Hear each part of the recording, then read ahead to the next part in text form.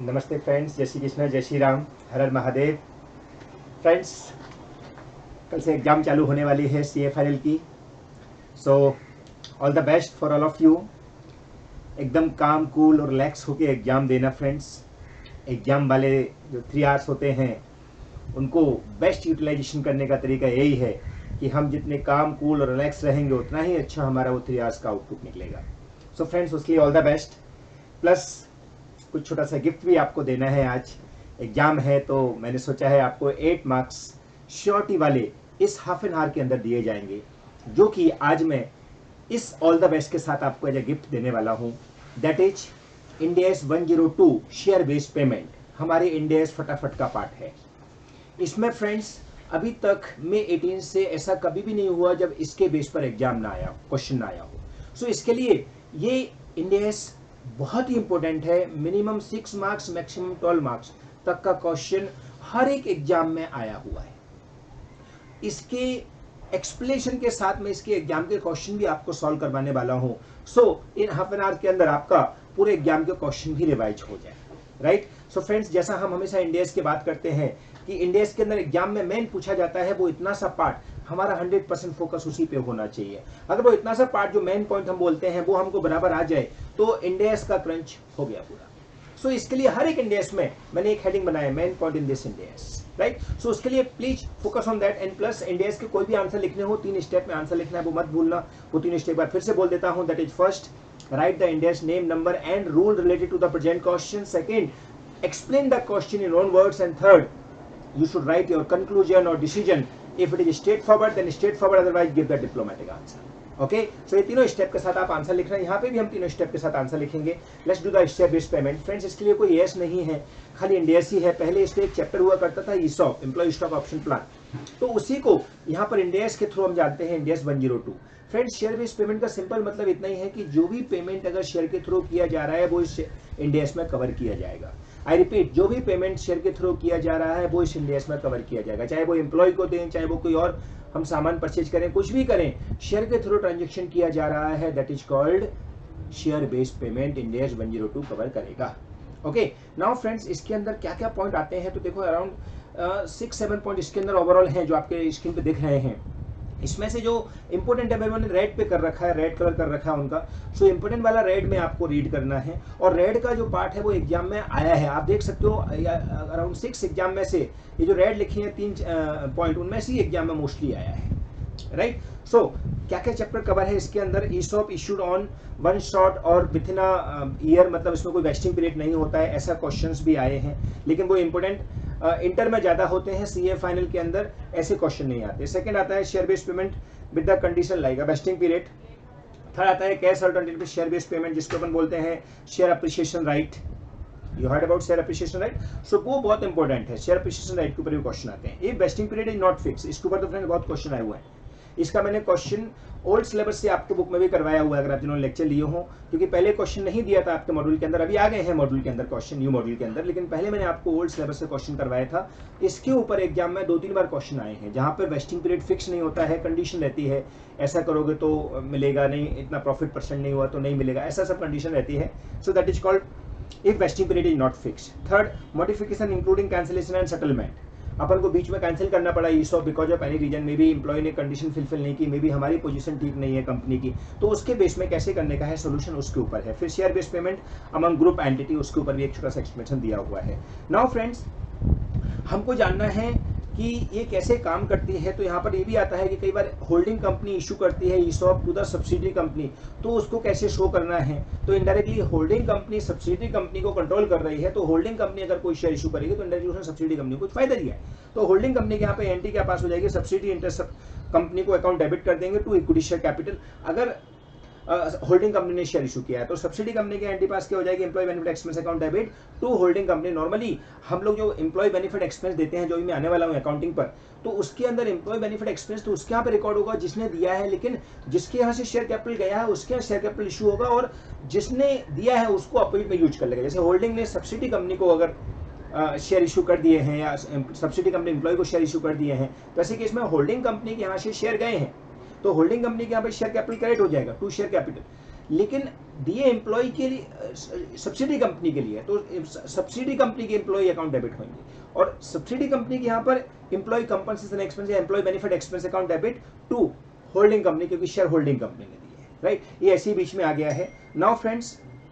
Accounting treatment, simple word में हमको क्या करना है ईसॉप के अंदर। देखो फ्रेंड्स, इतने टाइप्स हैं, सब टाइप के अंदर आपको एक बेस समझना है। बेसिकली क्या होता है, मोस्टली एम्प्लॉय को कुछ बेनिफिट दिया जाता है, एम्प्लॉय को कुछ शेयर दिए जाते हैं, जिससे क्या करेगा एम्प्लॉय उन शेयर को अपने पास होल्ड करेगा, तो उसको मालिक का फील्ड आएगा, तो एम्प्लॉय और अच्छा काम करेगा। इसके लिए अप्रिसिएशन करने, एम्प्लॉय को अप्रिसिएशन करने के लिए, एम्प्लॉय को खुश रखने के लिए ये शेयर बेस्ड पेमेंट का ईसॉप ऑप्शन आता है। तो मेनली ये एम्प्लॉय को ही शेयर दे रहा है, उसके ऊपर ही पूरा चैप्टर बना हुआ है। तो उसके अंदर कैसा है कि हम एम्प्लॉय को कुछ भी बेनिफिट देते हैं तो उसको हम एक्सपेंस क्लेम करते हैं। तो यहाँ पर हमको एक अकाउंट यूज करना है, जब भी हम एम्प्लॉय को कुछ बेनिफिट देंगे, बेनिफिट किस सेंस में देंगे कि हमने कंपनी के शेयर दे दिए सस्ते भाव में। एग्जाम्पल के लिए हमारी कंपनी का भाव है 500 रुपीज का, शेयर का भाव 500 रुपीज का, हमने एम्प्लॉय को बोले चलो आपको हम 200 रुपीज का हमारा शेयर देते हैं। सो एम्प्लॉय क्या करेगा, 200 के शेयर के सोच के भाई मेरे कंपनी में मालिक बन जाऊंगा तो डेफिनेटली वो अच्छा काम करेगा। उसको कंडीशन दे देंगे कि तू इतना साल हमारे एम्प्लॉयमेंट में रहेगा तो ही तेरे को देंगे, प्लस तू इतना परसेंटेज प्रॉफिट कमा के देगा तो ही तेरे को देंगे। तो ऐसी कंडीशन देकर आपको वो क्या करेगा, कंपनी सस्ते भाव में शेयर इशू करेगी। तो ऐसे केस में 500 की चीज हमने 200 में दे दी तो कंपनी को 300 का नुकसान हुआ, इनडायरेक्टली वो 300 का कंपनी ने एम्प्लॉय को बेनिफिट दिया। इसके लिए यहाँ पर क्या बोला गया है कि जो भी आप एंट्री पास करो आप एम्प्लॉय बेनिफिट एक्सपेंस में उसको ट्रांसफर कर दो, यानी कि जो 300 रुपीज का बेनिफिट एम्प्लॉय को दिया आपने, that you should transfer to the employee benefit expense account. अब इसमें कंडीशन क्या है कि अगर आपने इमीडिएटली दे दिया है तो उसको बोलते हैं कि आपको वेस्टिंग पीरियड कुछ नहीं रखना है, माने आपने आज मूड हुआ आज के आज ही शेयर इशू कर दिए। तो ऐसे केस में क्या होगा, employee benefit expense account debit, employee से 200 रुपए लिए तो bank account debit to share capital और टू शेयर प्रीमियम। यानी 500 रुपए का शेयर हमने 200 रुपए में इश्यू किया जिसका फेस वैल्यू 100 रुपीज का है, तो हमको एंट्री क्या पास करनी पड़ेगी कि 200 रुपए तो एम्प्लॉय ने दे दिए तो बैंक अकाउंट डेबिट 200 जो हम कंपनी को मिल गया, फिर 300 का कंपनी ने एम्प्लॉय को बेनिफिट दे दिया तो employee benefit expense account debit 300 to share capital में फेस वैल्यू जाता है दैट इज 100 और टू शेयर प्रीमियम बिकॉज 500 का हमने मार्केट वैल्यू था जो कि हमें इशू करना है तो 400 पे शेयर प्रीमियम में चला जाएगा। तो ऐसे करके एक सिंपल वे में एंट्री पास कर सकते हैं अगर हमको वेस्टिंग पीरियड नहीं दिया है। वेस्टिंग पीरियड का मतलब क्या होता है कि हमको कुछ कंडीशन दी है कि हम इतने साल तक रहेंगे एम्प्लॉयमेंट में तो ही हमको ईशॉप मिलेगा, ऐसा नहीं दिया है सपोज कंडीशन, तो हम एक ही साल में इशू कर देंगे और एक ही एंट्री में हमारा काम हो जाएगा। एक एंट्री को चाहिए तो मैं पास करके आपको दिखा देता हूँ जो भी मैंने बोला है। क्या करना है, उस 500 रुपए के शेयर को एग्जाम्पल के लिए हमने 200 में दिया है तो हमको क्या करना है, उसको शो करके दिखाना है कि भाई कैसे हमारा शेयर जो है वो 200 रुपए में कंपनी के पास पहुंच गया। सो उसके लिए हम क्या करेंगे, एक छोटा सा कैलकुलेशन करके दिखा देंगे। ये देखिए आपके सामने एंट्री पास करके दिखा देता हूं मैं। हमको 200 रुपए तो कंपनी को दे ही देगा एम्प्लॉय, तो bank account debit 200 into number of share का मल्टीप्लाई करना है, नंबर ऑफ एम्प्लॉय का मल्टीप्लाई करना है, जितने भी एम्प्लॉय हैं, क्योंकि सबको देंगे ना, एक को थोड़ी देंगे, या फिर की पर्सन को देंगे तो की पर्सन भी 2-4 होंगे। फिर employee benefit expense account debit 300 to share capital 100 face value का जिसको हम बोलते हैं फेस वैल्यू पर ही आएगा, और टू शेयर प्रीमियम 400। तो ऐसे करके हमने क्या किया, शेयर इशू कर दिए एम्प्लॉय के लिए विदाउट एनी कंडीशन। अब जो एम्प्लॉय बेनिफिट एक्सपेंस है उसको पीएनएल में ट्रांसफर कर देंगे तो नेट एंट्री हो जाएगी PNL account debit to employ benefit expense. ठीक है, सो 300 हमारे पीएनएल में चला जाएगा बिकॉज ये हमारा एक्सपेंडिचर हो गया जो हमने एम्प्लॉय के लिए खर्चा किया। अब ऐसा नहीं है, अगर वेस्टिंग पीरियड दिया है तो वेस्टिंग पीरियड क्या होता है, दैट ऑल यू नो, कि जब हमको कंडीशन दी है कि 2-3 साल तक रहेंगे एम्प्लॉयमेंट में तो ही हमको मिलेगा, तो हम क्या करेंगे, ये जो 300 का एक्सपेंडिचर हुआ है ना, इसको 3 ईयर का वेस्टिंग पीरियड है तो हम 3 ईयर में डिवाइड दे देंगे, यानी कि हर साल हम ट्रांसफर करते जाएंगे। और क्या करेंगे, उसको हम एक अलग अकाउंट में सेव कर लेंगे जिसको हम बोलते हैं employee reserve account, employee benefit reserve account, यानी कि इक्विटी अकाउंट में। ठीक है, सो ऐसे करके हम इसको एक अकाउंट में इकट्ठा करते जाएंगे 3 साल में स्प्लिट करके, अंडरस्टूड। एंड चाहे तो इसको हम एम्प्लॉय या शेयर बेस्ड पेमेंट रिजर्व भी बोल सकते हैं, क्योंकि ये share based payment word use करते हैं हमेशा, तो share based payment SDP reserve. ठीक है, तो कैसे करेंगे, सपोज इसी केस में अगर वेस्टिंग पीरियड दिया होता तो हम क्या करते, ये 300 को 1/3 कर देते, तो हम क्या करते, हर बार employee benefit expense account debit to share based payment reason, 100 rupees का। फिर इस एम्प्लॉय बेनिफिट एक्सपेंस को हम वापस से पीएल में ट्रांसफर कर देते हैं। तो PL account debit to employ benefit expense account. So ऐसे 100 रुपीज का हम हर साल करते जाते, क्योंकि हमको पता है कि 3 साल बाद देना है वेस्टिंग। सो 3 साल तक हम इस एक्सपेंस को स्प्लिट करते थे। अब इस 3 साल की ड्यूरेशन में अगर कोई एम्प्लॉय छोड़ के चला गया, हो सकता है, क्योंकि 3 साल बहुत लंबा पीरियड होता है, तो हमको उसको भी कवर करना है। इसके लिए कैसे एक्सपेंडिचर निकालेंगे? तो पूरा एक्सपेंडिचर पहले पता लगा लिया 300 का है, तो 1/3 कर दिया। सेकेंड ईयर में क्या करेंगे? 300 में से सपोज कुछ छोड़ के चले गए, कुछ ऐसा हो गया, एनी प्रॉब्लम हो सकती है, तो हम 2/3 करेंगे, इंटू 2/3 जो भी चेंज हो गया, और माइनस फर्स्ट ईयर का 100। तो ऐसे करके सेकेंड ईयर का निकलेगा। ये सेकेंड ईयर का है, कुछ समझा? माने हमने सेकेंड ईयर में कुछ चेंजेज हो गए, उसको भी एडजस्ट करना है। उसके लिए सेकेंड ईयर का 2/3 करो, माने सेकेंड ईयर में टोटल मिल गया कितना हो गया, और उसमें से फर्स्ट ईयर का माइनस कर दो, तो एक्सपेंस हमको हर साल का पता चलता जाएगा। ऐसे 300 का लास्ट में कर दो, तो हमारा लास्ट वेस्टिंग पीरियड में खत्म हो जाएगा। अब लास्ट में आ गए तो वेस्टिंग पीरियड खत्म हो गया, तो एंड में हमको एम्प्लॉय जो रुके हुए हैं, जिन्होंने सारी कंडीशन फुलफिल की है, उनको शेयर भी देने हैं।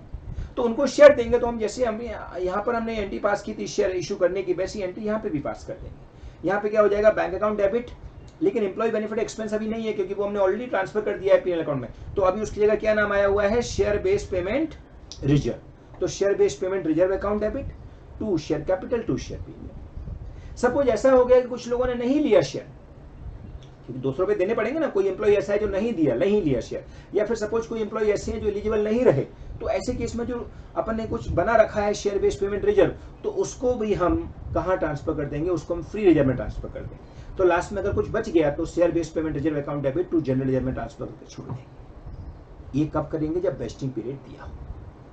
आई रिपीट, वेस्टिंग पीरियड दिया है तो उस केस में ये एक्सपेंस को हम स्प्लिट कर देंगे जितना वेस्टिंग पीरियड है, क्योंकि वेस्टिंग पीरियड देने का पर्पज क्या है कि कंडीशन दे दी है। हम ऐसे ही नहीं दे देंगे आपको शेयर, आप ये करोगे तो ही देंगे। तो वो 2-3 साल की जो कंडीशन है, हमको उस एक्सपेंस को, जो कि एक्सपेंस कौन सा है कि हमने सपोज 500 की चीज एम्प्लॉय को 200 में दे दी, मतलब 300 का हमने नुकसान बियर किया, तो वो एम्प्लॉय को बेनिफिट दिया, that is employ benefit expense. तो उस एम्प्लॉय बेनिफिट एक्सपेंस को हम स्प्लिट कर रहे हैं इन वेस्टिंग पीरियड, अगर वेस्टिंग पीरियड दिया है तो। नहीं दिया है तो 1 साल में एक एंट्री पास करके हमने काम खत्म कर दिया। ओके, तो स्प्लिट करने पर हमको क्या डिसाइड हुआ कि जो एक्सपेंडिचर है वो हमको ऐसे एडजस्ट करना है कि ड्यूरिंग द ईयर अगर कुछ चेंज हो गया है, कुछ सेकंड ईयर में जाके कुछ एम्प्लॉय छोड़ के चले गए, कुछ और कंडीशन फुलफिल नहीं की, तो इतने कम होते जाएंगे, तो उसको हम एडजस्ट करते जाना है कि सेकंड ईयर में 2/3 किया माइनस फर्स्ट ईयर का कर दिया, थर्ड ईयर में 3/3 किया minus first year second year दोनों कर दिया। तो ऐसे करके हमारा एडजस्टमेंट होकर अपने आप ही पीएल में जितना ही ट्रांसफर होगा जितना हमारा actual expenditure on third year में हुआ है या ऑन सेकंड ईयर में हुआ है। सो ऐसे करके हम हर बार ये एंट्री पास करते जाएंगे कि employee benefit expense account debit to share based payment reserve में ट्रांसफर करते जाएंगे, और फिर शेयर बेस्ड पेमेंट रिजर्व इकट्ठा हो जाएगा। लास्ट में जब हम इशू करेंगे तब एम्प्लॉय बेनिफिट एक्सपेंस हम share based payment account use करके और उनको शेयर इशू कर देंगे, हमारा काम खत्म हो गया। ये बेसिक इस शेयर बेस्ड पेमेंट है। अब यहाँ पर जो एग्जाम में आता है उसकी आगे बढ़ते हैं। तो वो क्या करेंगे? वो आपको ये जो वेस्टिंग पीरियड है, वो वेस्टिंग पीरियड फिक्स नहीं देंगे। जैसे आपको मैं यहाँ नोट्स में दिखा देता हूँ कि देखो यहाँ पर ये सारी बातें जो मैंने आपको बोली वो लिखी हुई है। अकाउंट ट्रीटमेंट कैसे करना है, तो देखो ये हमने एक बार में इशू करना है, तो bank account debit employee benefit expense to share capital to share premium, तो what ever difference will be transfer to the share premium, और जो एक्स्ट्रा बेनिफिट दिया है अपन ने वो एम्प्लॉय बेनिफिट एक्सपेंस में चला जाएगा, और PL account debit employee benefit expense चला जाएगा, राइट। उसके ऊपर एक सम भी किया हुआ है, वो सम भी आप देख सकते हो चाहो तो, राइट। तो ऐसे करके ये पहला बेस हो गया। देन सेकेंड वेस्टिंग पीरियड अगर देता है तो क्या करना है, इसके ऊपर एक क्वेश्चन भी सॉल्व कर दिया है, वो भी आप देख सकते हो। देन वेस्टिंग पीरियड आ गया फ्रेंड्स। तो वेस्टिंग पीरियड हमने क्या किया, स्प्लिट करते गए। तो पहले अपन फर्स्ट स्टेप में हम क्या करेंगे, कैलकुलेशन करेंगे। जो हर साल हमको एक्सपेंडिचर पीएल में ट्रांसफर करना है, तो उसमें फर्स्ट ईयर में ऐसे ट्रांसफर करेंगे, सेकंड ईयर में ट्रांसफर करते टाइम पर पहले सेकंड 2 ईयर का दोनों ले लेंगे और उसमें से फर्स्ट ईयर का माइनस कर देंगे। तो ये रूल लिखा हुआ है, आप पढ़ सकते हो। देन जनरल एंट्री, तो हमको पहले 2 साल में एंट्री क्या पास करनी है, employee benefit expense account debit to share based payment reserve, जो कि इक्विटी का पार्ट है, और फिर PL account debit to equity benefit employee benefit expenditure. ऐसे करके हर साल हम एंट्री पास करते जाएंगे, और लास्ट में जब शेयर इशू करेंगे तो बैंक अकाउंट डेबिट और share based payment reserve account use करेंगे। जैसे मैं बता रहा था आपको वहां पर कि हमको share based payment reserve account use करना पड़ेगा, क्योंकि share based employee benefit expense हम ऑलरेडी पीएल में ट्रांसफर कर चुके हैं, और बाद में कुछ बच जाएगा अगर शेयर बेस्ड पेमेंट रिजर्व हमने ट्रांसफर कोई एम्प्लॉय ने एक्सरसाइज नहीं किया ऑप्शन, तो that will be transfer to general reserve, right. चलो अब आते हैं हम लोग कि अगर सपोज करते हैं, इसके ऊपर भी सम दिया हुआ है फ्रेंड्स, वो सम भी आप देख सकते हो। अब सपोज अगर हम कैश अल्टरनेटिव में जाते हैं, या उससे पहले हम वेस्टिंग पीरियड फिक्स नहीं है उसमें जाते हैं, ठीक है, कैश अल्टरनेटिव को बाद में देखते हैं। अगर वेस्टिंग पीरियड फिक्स नहीं है तो उस केस में वो क्या बोलते हैं कि भाई अभी हमको पता ही नहीं है कि वेस्टिंग पीरियड कितने साल का है। हमको 2 साल 3 साल नहीं बोला, बल्कि क्या बोला कि आप ऐसा काम कर दोगे तो आपको फर्स्ट ईयर में मिल जाएगा, ऐसा काम नहीं करोगे तो सेकंड ईयर में मिलेगा, ऐसा करके दे दिया। तो वेस्टिंग पीरियड फिक्स नहीं है, इसके ऊपर क्वेश्चन बहुत सारे आए हुए। तो ऐसे केस में वेस्टिंग पीरियड क्या होता है कि हमको बोला 3 साल तक काम करो, 3 साल तक ये करो तो आपको दे देंगे। लेकिन अभी वेस्टिंग पीरियड कैसा बोल दिया कि अगर तुम फर्स्ट ईयर में मिल जाएगा, अगर आपने सपोज 20% मुनाफा कमाया, अगर 20% मुनाफा नहीं कमाया है तो सेकंड ईयर में जाके आप एवरेज 15% मुनाफा कमा देना, तो आपको सेकंड ईयर में दे देंगे। अगर सेकंड ईयर में भी आप 15% मुनाफा नहीं कमा पाए तो थर्ड ईयर में एवरेज 10% मुनाफा कमा देना, तो अभी आपको ईसॉप दे देंगे। तो ऐसे केस में हमको आज क्या पता कि क्या होने वाला है कल। तो इसका मतलब क्या है, हमको ये जो वेस्टिंग पीरियड है वो फिक्स नहीं है, ऐसा कंडीशन आया। तो ऐसे केस में फर्स्ट ईयर के एंड में जाएंगे कि ये जो हम बना रहे हैं एंट्री, जो भी एम्प्लॉय बेनिफिट एक्सपेंस हम ट्रांसफर कर रहे हैं वो सब एंड ऑफ द ईयर कर रहे हैं। तो फर्स्ट ईयर के एंड में हम जाएंगे और देखेंगे कि क्या कंडीशन फुलफिल हुई, नहीं हुई, मतलब 1 साल में तो नहीं देने वाले तो 2 साल में देंगे, ऐसा अज्यूम करेंगे। तो हम फर्स्ट ईयर में ऐसा मानेंगे कि 2 साल का वेस्टिंग पीरियड है। आई रिपीट, हम फर्स्ट ईयर के एंड में गए और हमने देखा कि कंडीशन फुलफिल नहीं हो रही है, तो हम क्या मानेंगे कि हमारे एम्प्लॉय को अभी तो नहीं मिलेगा क्योंकि कंडीशन फुलफिल नहीं किया, तो सेकंड ईयर मिल सकता है, इसलिए 2 साल का वेस्टिंग पीरियड है। तो हम पहले साल में क्या करेंगे, जो भी एक्सपेंडिचर आ रहा है एम्प्लॉय बेनिफिट एक्सपेंडिचर, उसको इंटू 1/2 कर देंगे। फिर फर्स्ट ईयर के एंड करके हमने आगे बढ़ गया, सेकंड ईयर के एंड में पहुंचे तो पता चला सेकंड में कंडीशन फुलफिल नहीं हुई सपोज, तो ऐसे केस में पता चला कि सेकंड ईयर में नहीं मिलेगा, तो सेकंड ईयर में हमारा वेस्टिंग पीरियड ऐसा मानेंगे 3 साल का हो जाएगा, मतलब अगले साल तो मिल जाएगा नेक्स्ट ईयर। सो उस केस में क्या करेंगे, जो भी आया expenditure employee benefit expenditure into 2/3 minus first year का। सो वो सिस्टम है वो सेम रहेगा, लेकिन हमने क्या किया, पहले साल में 2 साल का वेस्टिंग पीरियड माना और सेकंड ईयर आके हमको पता चला कि पहला वाला कंडीशन फुलफिल नहीं हुआ है, सेकंड वाला कंडीशन फुलफिल नहीं हुआ है, इसलिए तीसरे साल में वेस्टिंग पीरियड आ सकता है। तो हमने तीसरा वेस्टिंग पीरियड मान लिया, यानी कि थर्ड वेस्टिंग पीरियड मान लिया, तो सेकंड ईयर में हमारा 2/3 हो जाएगा। और थर्ड ईयर में अगर कंडीशन फुलफिल नहीं हुई तो हो सकता है फोर्थ ईयर में जाए तो 3/4 हो जाएगा, लेकिन नॉर्मली वो 3 साल के अंदर ही कंप्लीट खत्म कर देता है, क्योंकि जो भी सम अभी तक आए हैं आपके 3 सम एग्जाम में आए हैं इसके ऊपर, तो वो उसने 3 साल के अंदर काम खत्म कर दिया है।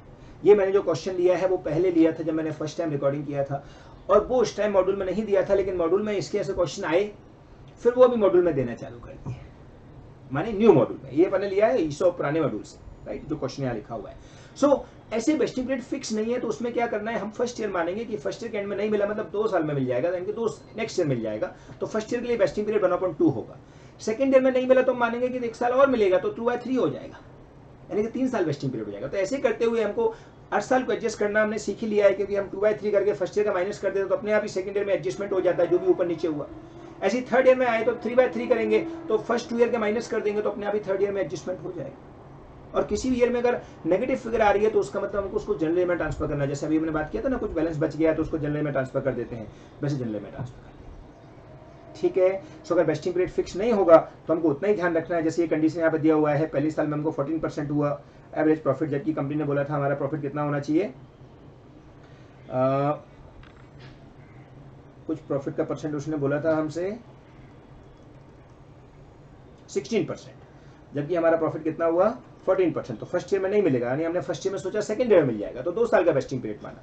फिर सेकंड ईयर में 10% हुआ, सेकंड ईयर में उसने बोला था 13% एवरेज निकलना चाहिए, तो वो नहीं निकला, तो ऐसे मानेंगे कि थर्ड ईयर का 3 साल का वेस्टिंग पीरियड होगा सेकंड ईयर में जाके। फिर थर्ड ईयर में 7% हमारा निकला, जबकि उसने बोला है ऑन एन एवरेज मिला के 10% हो जाए, तो तीनों का एवरेज करेंगे तो 10% हो जाता है, तो इसका मतलब थर्ड ईयर में हमारा कंडीशन फुलफिल हो गया, तो थर्ड ईयर में हमको फाइनली ईशॉप मिल जाएगा, ठीक है। तो इसके ऊपर ये वेस्टिंग पीरियड के ऊपर क्वेश्चन आए हुए, सेम क्वेश्चन एग्जाम में भी आया हुआ है, वो हम क्वेश्चन अभी ले लेते हैं। फिर हम बात करेंगे शेयर अप्रिसिएशन राइट का, राइट, जहां पर अपन को कैश में पेमेंट मिलने वाला है। तो लेट्स डू द सम। इसके ऊपर एग्जाम में 2 क्वेश्चन आए हुए हैं, 3 है बेसिकली, वैसे नवंबर 18 मई 19 तीनों ही ऑलमोस्ट सेम क्वेश्चन है। सो एक बार अपन कोई भी क्वेश्चन उठा लेते हैं, इसके जैसे ही क्वेश्चन है ऑलमोस्ट, बट फिर भी हम वो क्वेश्चन उठाते हैं, एग्जाम का क्वेश्चन ज्यादा अच्छा रहेगा। नवंबर 18 या मई 19 कोई भी क्वेश्चन निकाल लीजिए।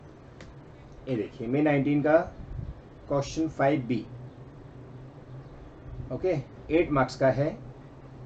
ये जो भी मैंने क्वेश्चन आपको दिखा रहा था, जो कि ओल्ड सिलेबस की बुक से लिया हुआ था, उसके जैसे ही क्वेश्चन है ये।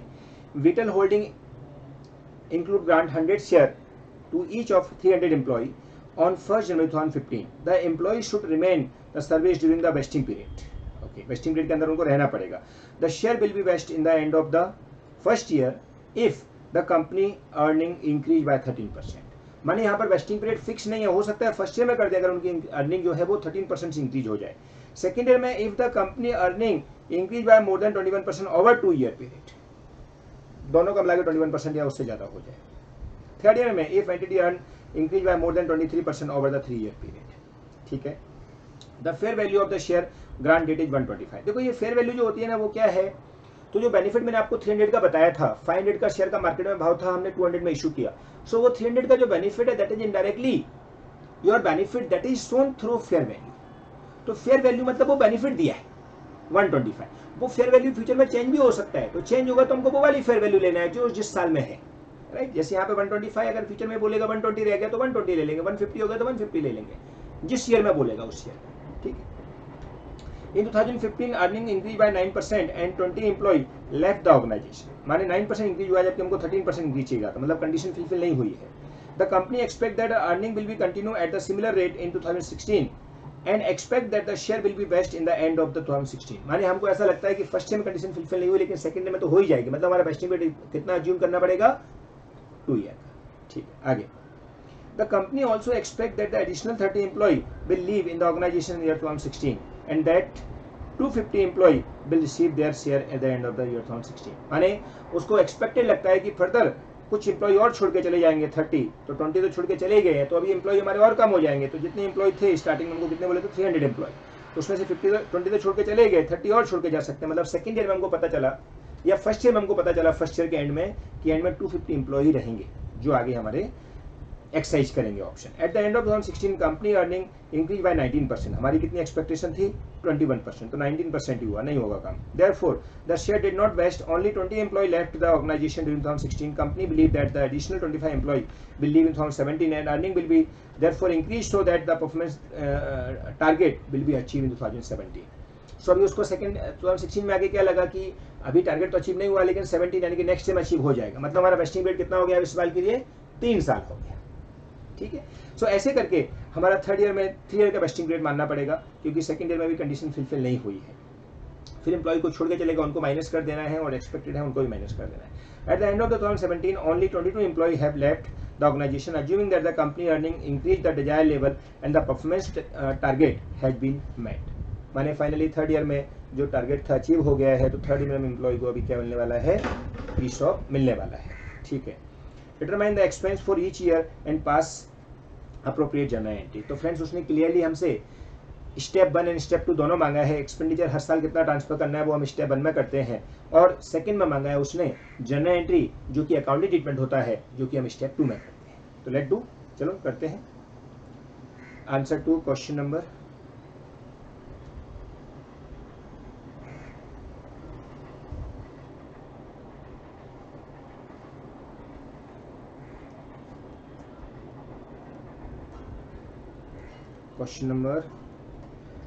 मई 19 का क्वेश्चन 5B,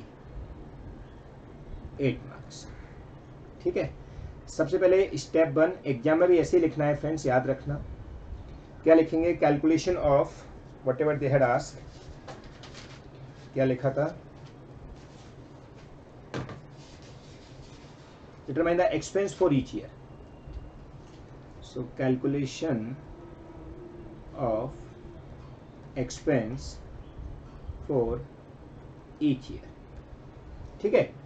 क्या क्या एक्सपेंडिचर आएगा, तो फर्स्ट ईयर में यानी कि 2015 में, एंड ऑफ द 2015 हमने देखा कि 300 एम्प्लॉय हैं, उसमें से 20 तो छोड़ के चले गए और 30 छोड़ के और जाने वाले, इनटू 125 हर एक एम्प्लॉय को मिलेगा. नहीं 125 नहीं, 100 मिलेगा हर एम्प्लॉय. कितना है क्वेश्चन देखो,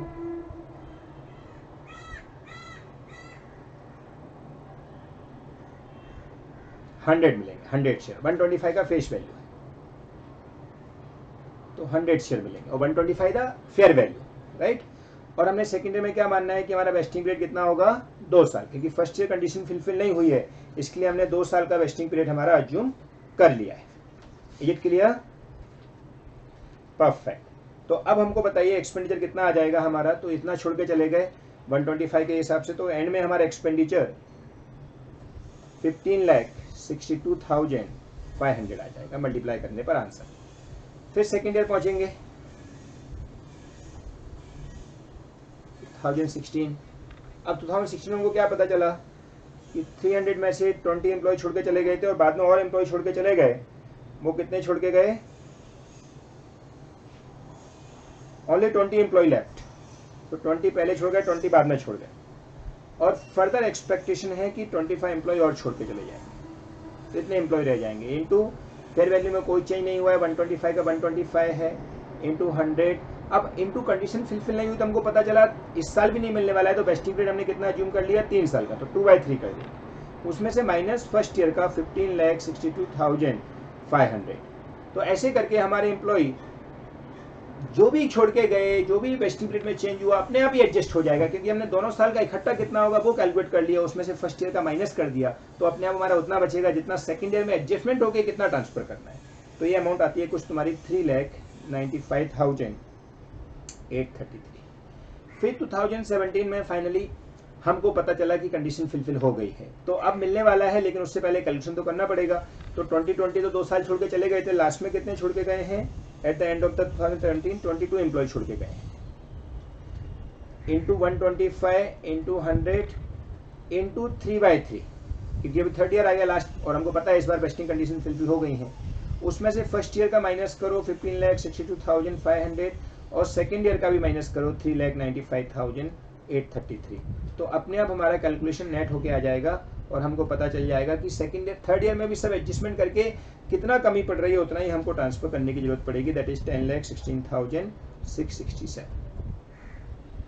ओके, सो ऐसे करके हमारा हर साल एक्सपेंडिचर कितना ट्रांसफर करना है वो हम लोगों ने लिख दिया एज पर इंड AS 102 कि हमको एक्सपेंडिचर के हिसाब से इतना इतना हर साल P&L में ट्रांसफर करना है। Now second step, that is general entry. ये क्या करनी है?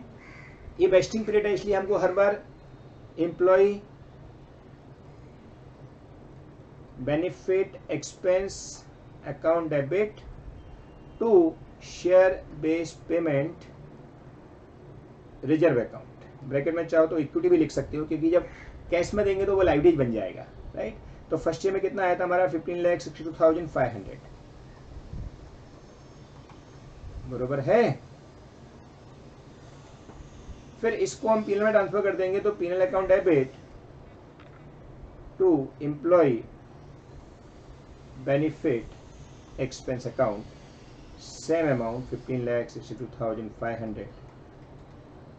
फ्रेंड्स, कई बार ऐसा हुआ है ये वाली एंट्री उन्होंने पास नहीं की है, बट हमको करनी है। और याद रखो नरेशन भी मैंडेटरी है लिखना, बीइंग ESOP या शेयर बेस्ड पेमेंट ड्यू, फिर employee benefit expense transfer to P&L being कर।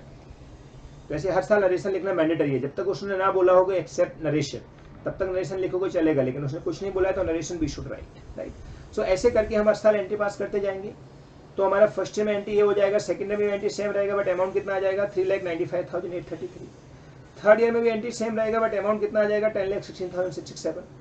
ऐसे करके एंट्री खत्म हो जाएगी। फिर थर्ड ईयर के में अपन लोग जब ESOP इशू करेंगे फाइनली, तब एंट्री क्या पास होगी। तो हमने बात की थी, याद है स्टार्टिंग में ही, बैंक अकाउंट डेबिट, क्योंकि जो पैसा है वो मिलेगा हमको, राइट। कितने में शेयर इशू करना है तो वो यहाँ पर दिया नहीं है, कितने में शेयर इशू करना है, तो ऐसे केस में बैंक अकाउंट डेबिट हमारे पास कुछ ऑप्शन नहीं है लिखने के लिए, ठीक है, ब्लैंक छोड़ देंगे। फिर जो शेयर बेस्ड पेमेंट रिजर्व हमने बना रखा है उसको डेबिट कर देंगे टू शेयर कैपिटल और टू शेयर प्रीमियम।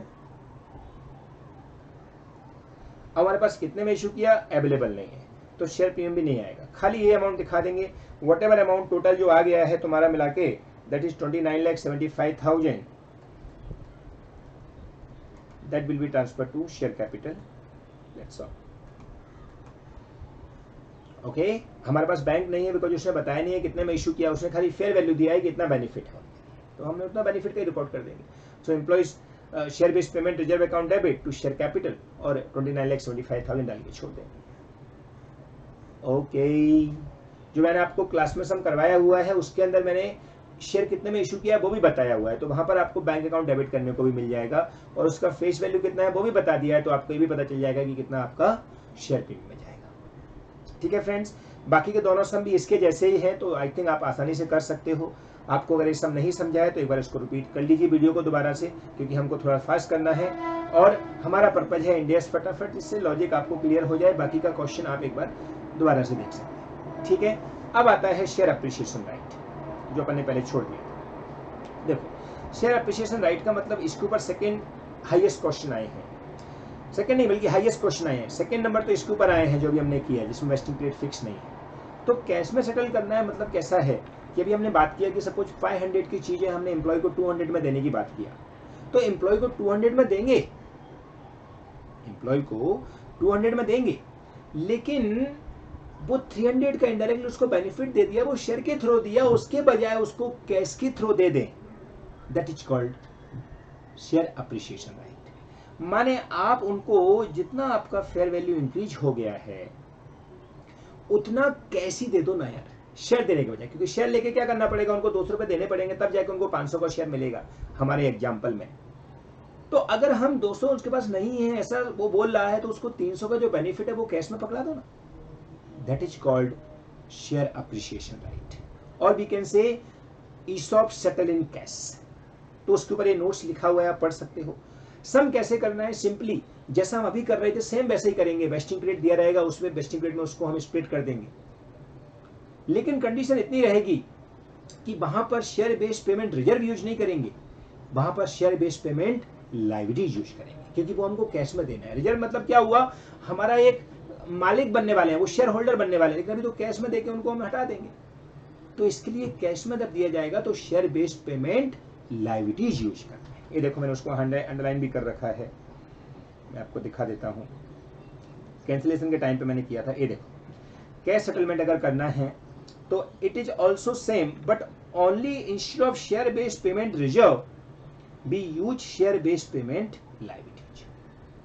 इसके ऊपर क्वेश्चन 6 है फ्रेंड्स, जो कि सेम क्वेश्चन दिसंबर 21 एग्जाम में आया हुआ है, जो हमारी बुक का क्वेश्चन 6 है, 73 पेज पे दिया हुआ है.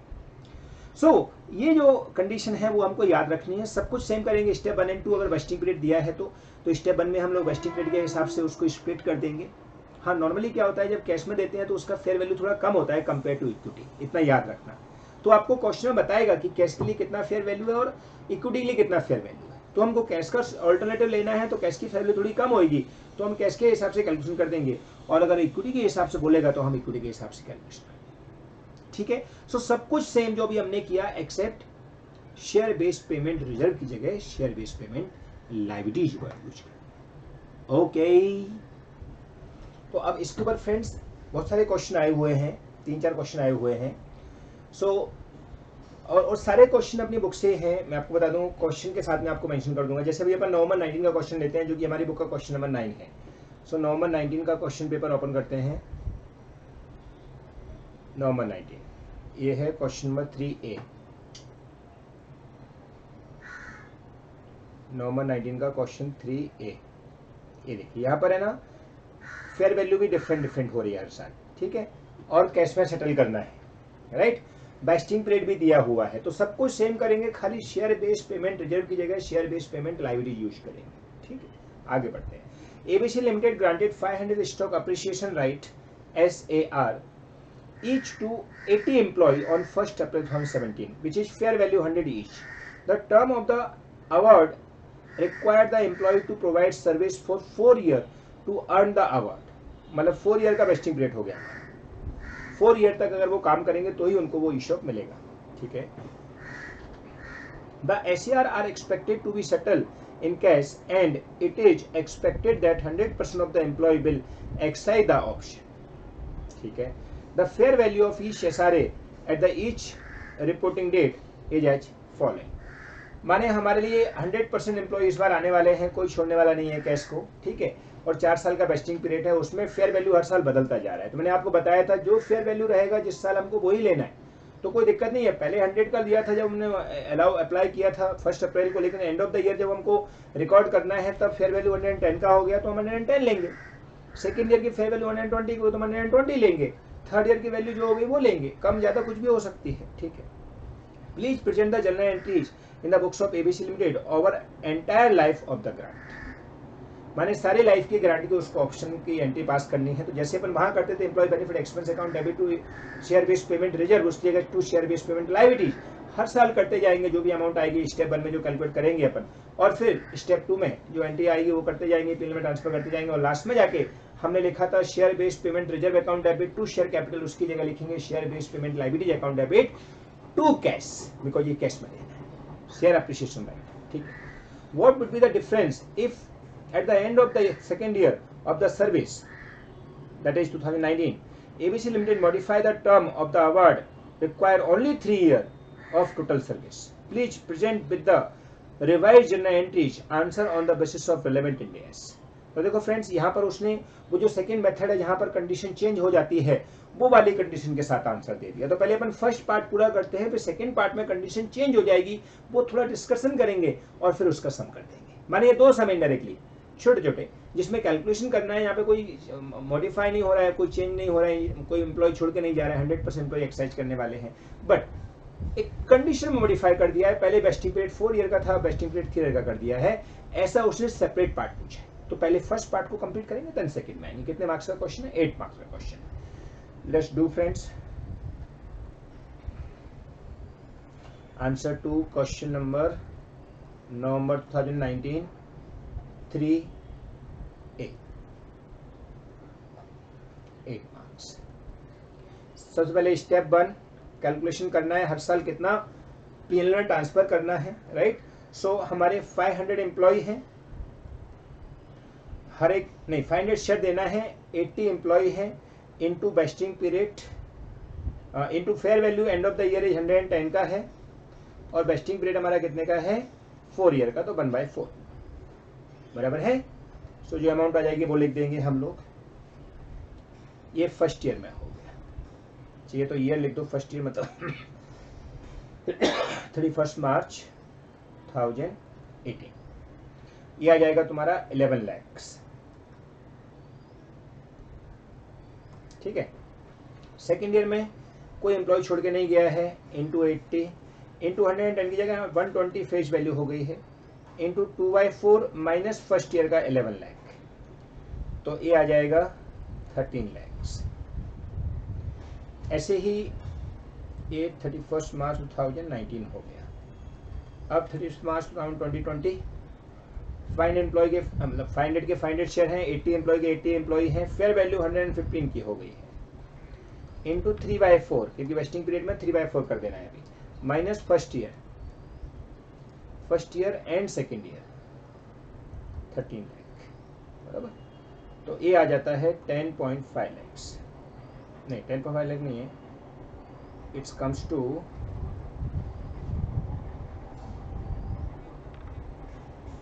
हाँ 10.5 होना चाहिए, एक बार कैलकुलेट कर लेते हैं फ्रेंड्स।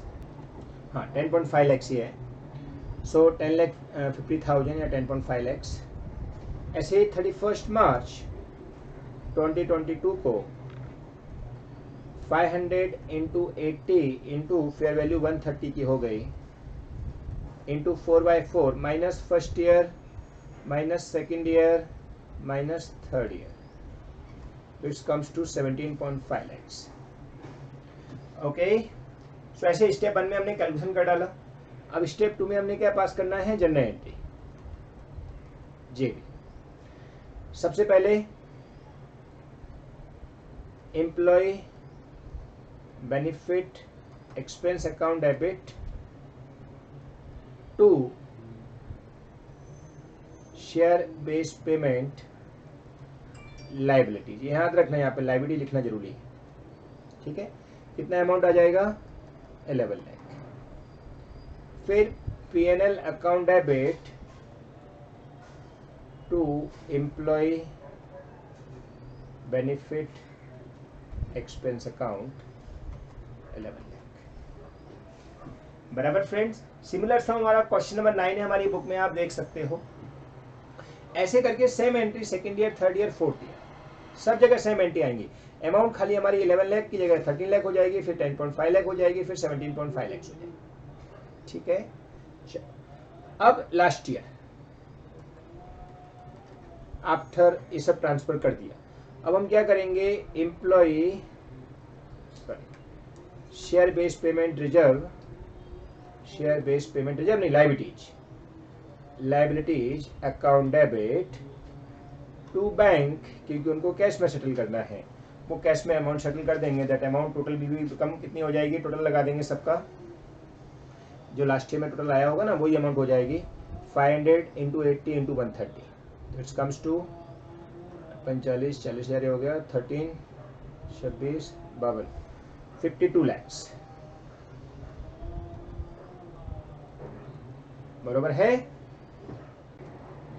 सो ऐसे करके हमारी एंट्री खत्म हो गई। अब सेकेंड ऑल्टरनेटिव 2 क्या बोला है उसने, condition change. So change in condition. देखो फ्रेंड्स, ऐसे भी हमारे नोट्स के अंदर है कि कंडीशन चेंज हो जाती है तो क्या करना है, modification including cancellation and settlement. अभी मॉडिफिकेशन कर दिया या सेटलमेंट कैंसिल कर दिया है, कुछ ऐसा कर दिया, तो ऐसे केस में वो क्या बोलते हैं, देखो भाई आपने जिस दिन मॉडिफिकेशन किया ना उस दिन से ऐसा मानो कि फ्रेश कॉन्ट्रैक्ट बन गया है, यानी कि फ्रेश एम्प्लॉय या शेयर बेस्ड पेमेंट आ गया है। तो पहले जब तक कुछ सेंड नहीं किया है जब तक पुराना चलने दीजिए, जैसे ही चेंज किया उस दिन से ऐसा मानो कि आई से ए लागू हो गया है, तो उसके हिसाब से सारे रूल अप्लाई करना चालू कर, बात खत्म। In short, whatever change is made on the date of change you consider कि आज से ऐसा रूल फॉलो करना है। यानी पहले हमारा वेस्टिंग पीरियड 4 साल का चल रहा था, फर्स्ट ईयर 4 ईयर का ही चलेगा, माने फर्स्ट ईयर हम यही सोचेंगे कि 4 साल का वेस्टिंग पीरियड है, लेकिन सेकेंड ईयर में आया तो हमको पता चला नहीं 4 साल का नहीं है, 3 साल का ही है, तो सेकेंड ईयर में आके हम अपन 2/3 कर देंगे, और 2/3 माइनस फर्स्ट ईयर का, फिर थर्ड ईयर में जाके 3/3 minus first year minus second year. So ऐसे करके हमारा वेस्टिंग पीरियड ऑटोमेटिक चेंज हो जाएगा और हमको कोई दिमाग नहीं लगाना पड़ेगा। बस खाली इतना याद रखना है कि जिस दिन चेंज हो गया उस दिन से हमारी कंडीशन वैसी हो जाएंगी जैसा आज से उसने बोला है। ओके, तो एक बार मैं क्वेश्चन फिर से पढ़वा देता हूं आपको, ये नोट्स सब लिखे हुए आप पढ़ सकते हो।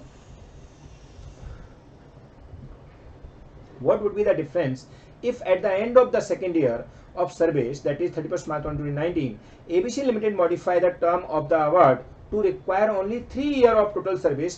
Please present with the revised journal entry answer on the basis of relevant Ind AS। तो एज पर Ind AS 103 हम उसको मेंशन कर सकते हैं, क्या बोल सकते हैं कि as per Ind AS 102, sorry 103 तो हमारा बिजनेस कॉम्बिनेशन के लिए है, share based payment saying that we can modify the condition and from the date of modification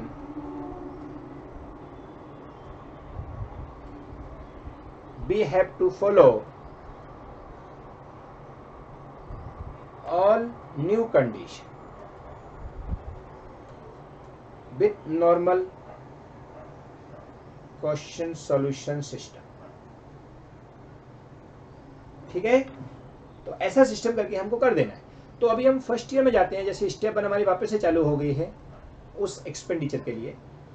तो 800 शेयर देने हैं, 80 एम्प्लॉय हैं, और हमको फर्स्ट ईयर में बोला गया था 110 की फेयर वैल्यू है और 4 ईयर का ही हमारा पीरियड रहेगा, तो 11 लाख फर्स्ट ईयर का सेम रहेगा। ये हमारा 31 मार्च 2018 का हो गया। ना 31 मार्च 2019 में हमने क्या कर दिया, चेंज कर दिया। देखो क्या चेंज किया है 2019 में कि मॉडिफिकेशन कर दिया कि वेस्टिंग पीरियड 3 साल का रहेगा, तो इंटू 80 इंटू फेयर वैल्यू कितनी हो गई 120 की। अब इंटू वेस्टिंग पीरियड जो है हम कितना रखेंगे 2/3, क्योंकि 3 ईयर का वेस्टिंग पीरियड हो गया, माइनस 11 लाख। तो फर्स्ट ईयर में 1/4 किया था बिकॉज फर्स्ट ईयर में 4 साल का वेस्टिंग पीरियड था, बट सेकंड ईयर में हमको पता चला कि नहीं वेस्टिंग पीरियड 3 ईयर का ही रखना है, तो ऐसे केस में हमारा अमाउंट थोड़ा ज़्यादा आ जाएगा, दैट इज 21 लाख।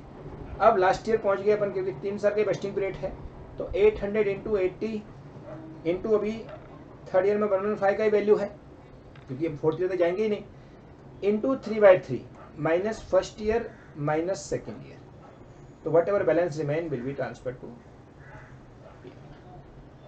बराबर, ये 14 लाख हो गया। Now entry again, same entry pass होंगी जो एंट्री हमने ऊपर पास की है। सबसे पहले employ benefit expense account debit, ये to share based payment liabilities, ऐसे करके P account debit employee benefit expense, बराबर। हर साल करते जाएंगे, बाद में share based payment liabilities to bank. Amount थोड़ी अलग हो जाएगी इस बार, क्योंकि अमाउंट इस बार कितनी आएगी, 800 into 80 into 115, that will be transfer to bank, माने उसको हम बैंक में दे देंगे। कितनी हो जाएगी वो आप मल्टीप्लाई कर सकते हो। 800 था कि 500 था, ये 500 है फ्रेंड, सॉरी, ये जो शेयर देना है हर एक एम्प्लॉय को 500 है, वो 800 गलती से लिखा हुआ, ठीक है। बाकी का सब सेम है, क्योंकि कंडीशन तो सेम ही है, खाली उसने वेस्टिंग पीरियड 3 साल की जगह 4 साल की जगह 3 साल कर दिया सेकेंड ईयर से।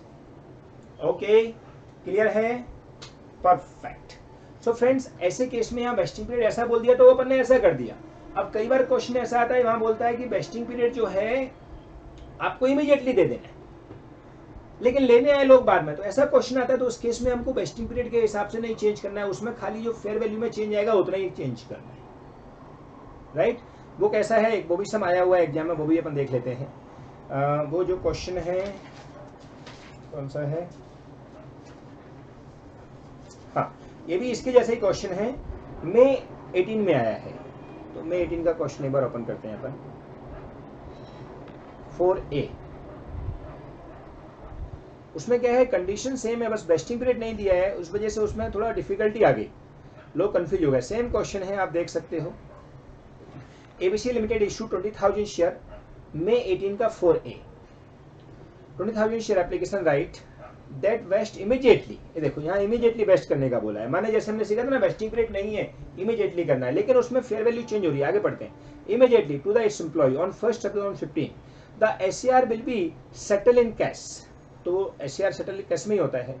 Eight the date of the estimation using the option pricing model that the fair value of the SAR is 95, SAR can be exercised any time up to 31st March 2018।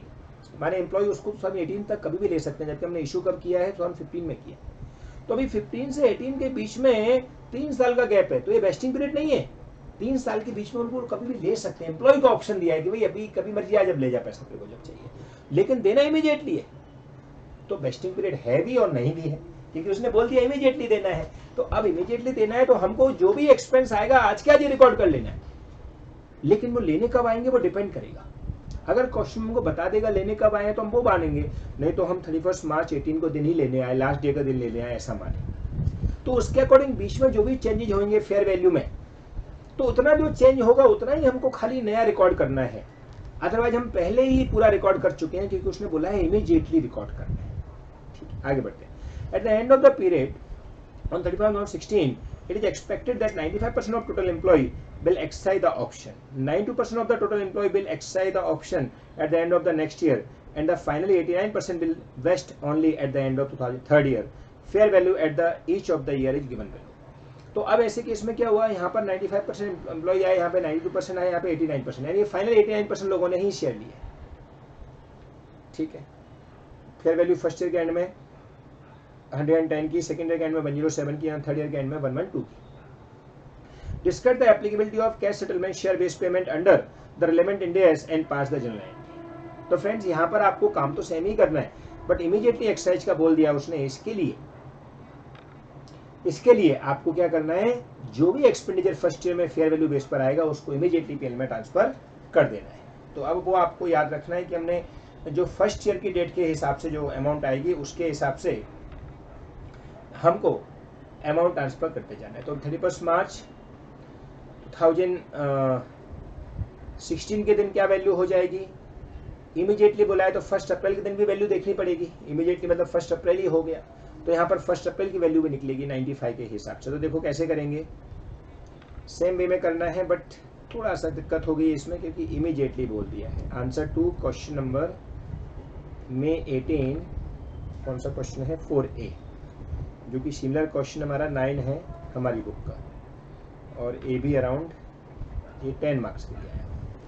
ठीक है, step 1 में SAR के हिसाब से share right appreciation हमको क्या करना है फर्स्ट ईयर में, तो इमीडिएटली इसको हमको वेस्ट करना है, इमीडिएटली वेस्ट करना है। सो 1 अप्रैल 2015 के दिन, जिस दिन हमने ऑप्शन दिया उसी दिन वेस्ट करना है। 20,000 शेयर हैं एप्लीकेशन राइट इमीडिएटली, और उस दिन उसका फेयर वैल्यू 95 रुपीज़ का है, बराबर। और उस दिन हमको नहीं पता कितने लोग जाएंगे, तो ऑब्वियस 100% ही अप्लाई करेंगे। तो ऐसा करके हमारी कितनी अमाउंट आ जाएगी, 95 into 20,000, 95 into 9 18 19, 19 lakhs. So first year में हमको 19 लाख रिकॉर्ड कर देना है। अब 31 मार्च 2016 को पहुंचे, जब फेयर वैल्यू हमारी कुछ चेंज हो गई है, तो इंटू फेयर वैल्यू कितनी की हो गई है, 110 की हो गई है। उसमें से एम्प्लॉय 100% नहीं रहे, एम्प्लॉय कुछ कम हो जाएंगे, ऐसा उसने बोला है, दैट इज 95%। और उसमें से फर्स्ट ईयर का 19 लाख माइनस कर दो, तो जो डिफरेंस बचेगा, थोड़ा बहुत डिफरेंस बचेगा अभी, क्योंकि हमने पूरा रिकॉर्ड कर लिया फर्स्ट ईयर में, इमीडिएटली देना था ना इसके लिए। तो अब हमारे पास जो अमाउंट आएगा 1.9 लाख अराउंड आएगा, जो हमको सेकेंड ईयर में ट्रांसफर करना है, because of change in the fair value and employ. बाकी वेस्टिंग पीरियड नहीं है, वेस्टिंग पीरियड तो इमीडिएटली उसने बोला है कि इमीडिएटली देने का बोला है, तो इसलिए हमने सारा अकाउंट इमीडिएटली 19 लाख ट्रांसफर कर दिया पीएन अकाउंट में। फिर 31 मार्च 2017 को पहुंचे, 20,000 एम्प्लॉय, उन्होंने बोला 92% लोग ही आएंगे लेने के लिए, तो इंटू 92% इंटू फेयर वैल्यू कितना है, 110 है, कितना है 107 हो गया fair value, minus first year minus second year. तो फेयर वैल्यू भी कम हो गया है और लोग भी कम हो गए हैं, तो नेगेटिव आ जाएगा, दैट इज 1,21,100 नेगेटिव आ गया। तो इसको हम रिवर्स कर देंगे, शेयर बेस्ड पेमेंट लाइबिलिटीज जो हमने क्रिएट कर रखा है उसको रिवर्स करके share based payment liabilities to general में ट्रांसफर कर देंगे, ठीक है। फिर 31 मार्च 2018, जिस दिन हमको ईशॉप फाइनली लोग आ गए लेने के लिए, उस दिन 20,000 इंटू उस दिन फेयर वैल्यू कितना हो गया 112 इंटू फाइनली 89% लोग लेने आए, minus first year 19 lakh, minus second year 90.9 lakh, minus 1.212 lakhs, क्योंकि माइनस माइनस ऐड हो जाएगा, याद रखो, तो माइनस में है तो माइनस ही रखना पड़ेगा। सो ऐसे करके अमाउंट आ जाएगी हमारी 24,800। Okay, now again entry pass करना चालू कर देंगे स्टेप 2 में। First, employ benefit expense account debit to share based payment liabilities account 19 lakh, ये 1 अप्रैल 2015 को आ जाएगा। फिर 31 मार्च 2016 को, अच्छा इसको पीएनएल में भी ट्रांसफर कर दो पहले सेम डेट को, P and L account debit to employ benefit expense 19 lakh. फिर 2016 को सेम एंट्री हो जाएगी, अगेन अमाउंट आएगी खाली 1.9 लैक्स, राइट। फिर नेक्स्ट ईयर में जो होगी वो एंट्री और बता देता हूँ, सेम हो जाएंगे एंट्री है तो। फिर 31 मार्च 2017 के दिन एंट्री क्या होगी, एम्प्लॉय नहीं, share based payment liabilities account debit to general reserve account.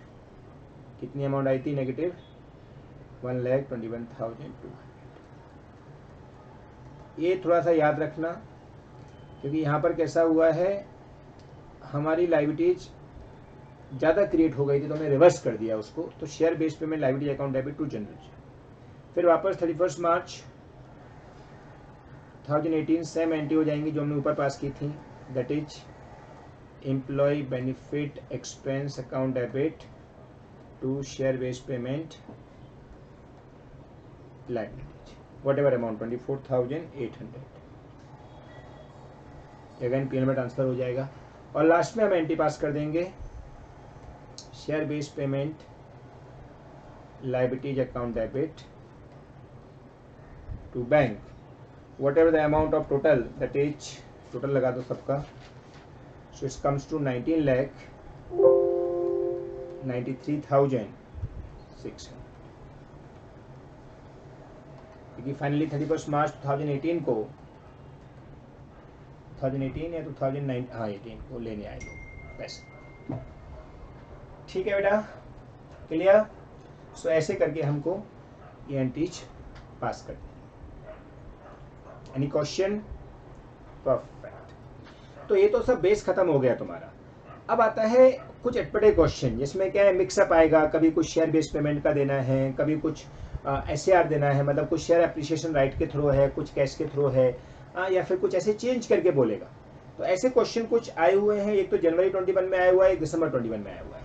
तो एक बार अपन जनवरी 21 का क्वेश्चन करते हैं, लेट्स सी कैसा है क्वेश्चन। जनवरी 21 का क्वेश्चन नंबर 5A। ये क्या है, एग्जाम टाइम पे थोड़ा सा तुम डिफरेंट टाइप के क्वेश्चन देख लोगे तो तुमको इजी हो जाएगा एग्जाम के लिए।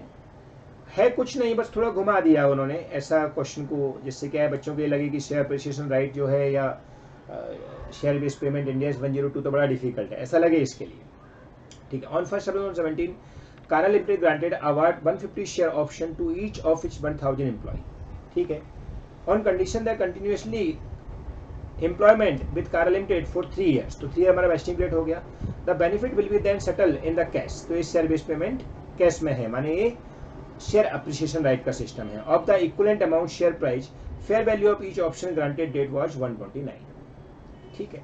तो इनडायरेक्टली हमको क्या करना है, 129 के हिसाब से उनको कैश में सेटल करना है and of the 3rd year। ठीक है। Toward the end of the March 2018, माने एक साल के एंड में Kara limited share price dropped. Okay.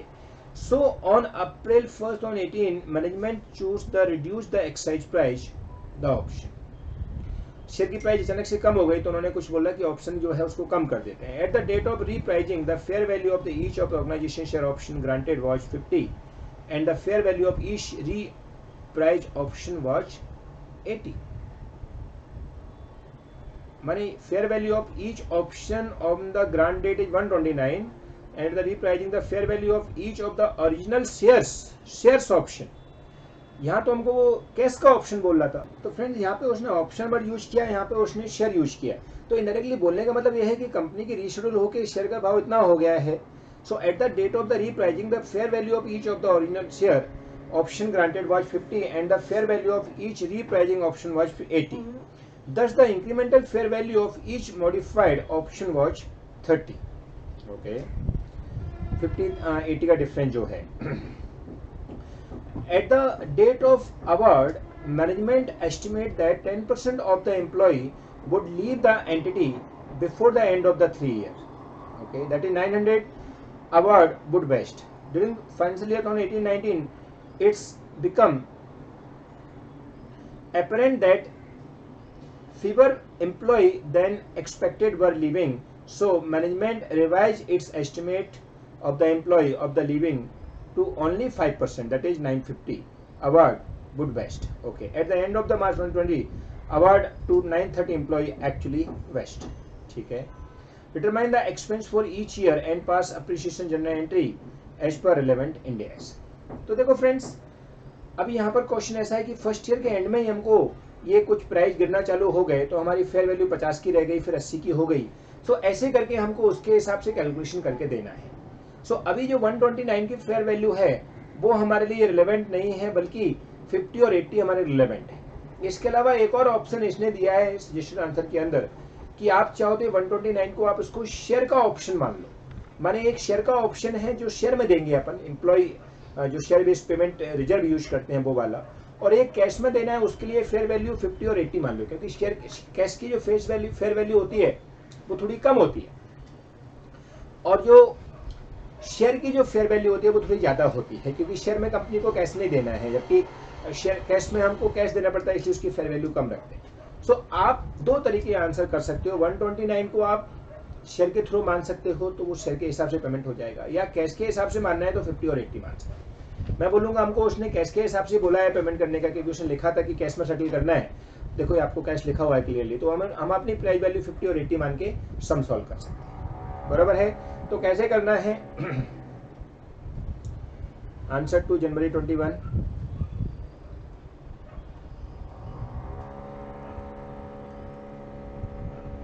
जनवरी 21 जो कि क्वेश्चन 5A है। क्या लिखेंगे, सेटलमेंट इन कैश। ठीक है। तो उसके लिए फर्स्ट ईयर यानी कि 31 मार्च 2018 17 में हमने ये दिया था, तो हमारे कितने एम्प्लॉय हैं, 1000 एम्प्लॉय हैं और 150 शेयर देना है, तो 1000 150 इंटू 1000 और कितने एम्प्लॉय छोड़ के चले जाएंगे, उसने बोला था फर्स्ट ईयर में 10% छोड़ के चले जाएंगे, मतलब 90% आएंगे, बरोबर है।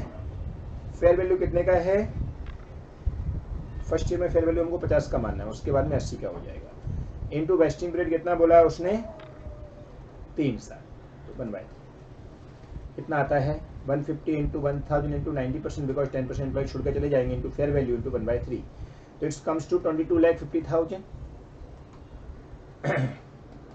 31 मार्च 2019 150 शेयर इंटू 1000 इंटू उसको लगता है कि नहीं 5% लोग ही छोड़ के जाएंगे, मतलब 95% ही लगेंगे, इंटू फेयर वैल्यू 80 की हो गई, इंटू 2/3 माइनस फर्स्ट ईयर 22,50,000,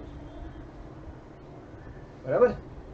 तो सेकेंड में कितने का आ जाएगा देखो, फर्स्ट ईयर माइनस करके 53,50,000 बोल रहा है, कैलकुलेशन करके एक बार देख लीजिए सब लोग, 150 into 1000 into 95% into 80 into 2/3 minus first year, बराबर है।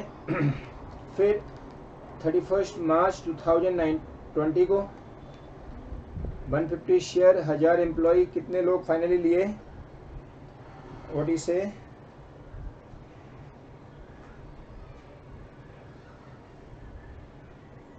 930, बराबर,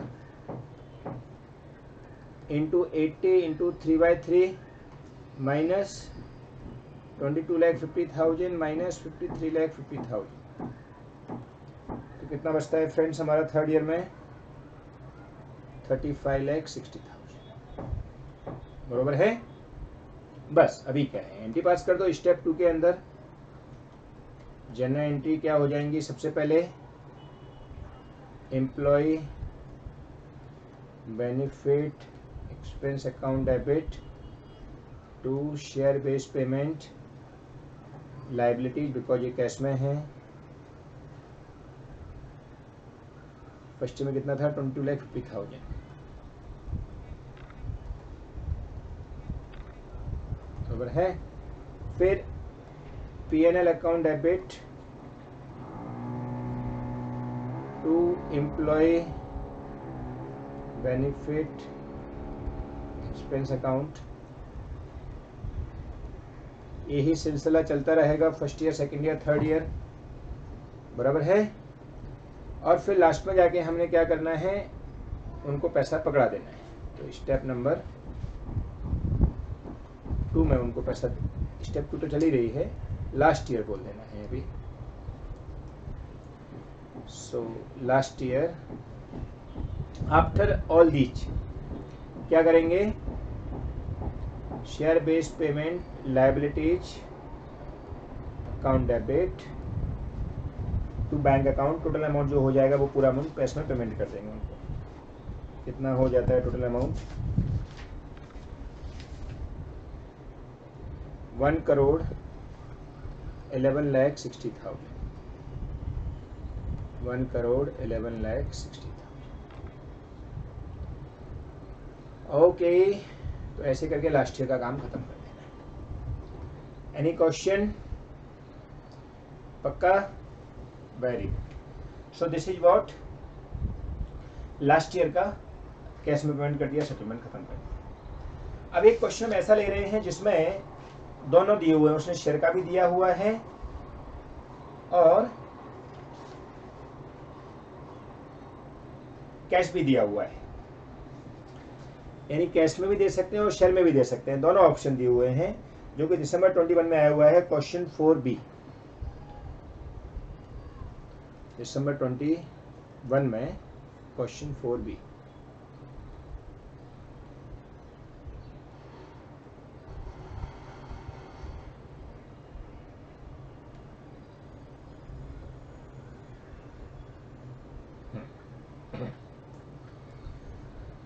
Georgie Limited have a key management an option to take either 810 equity share or cash amount equivalent to 650 equity share on 1st April 2020।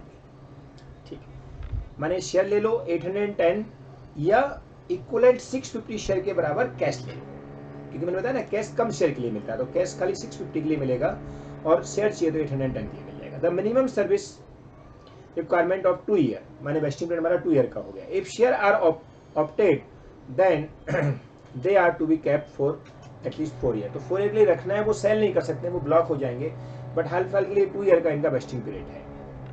Fair value for the alternative with restriction 460। फिर grant date fair value 1 अप्रैल 2020 इज 480। Fair value on 31 मार्च 2021 530। Fair value on 31 मार्च 2022 560।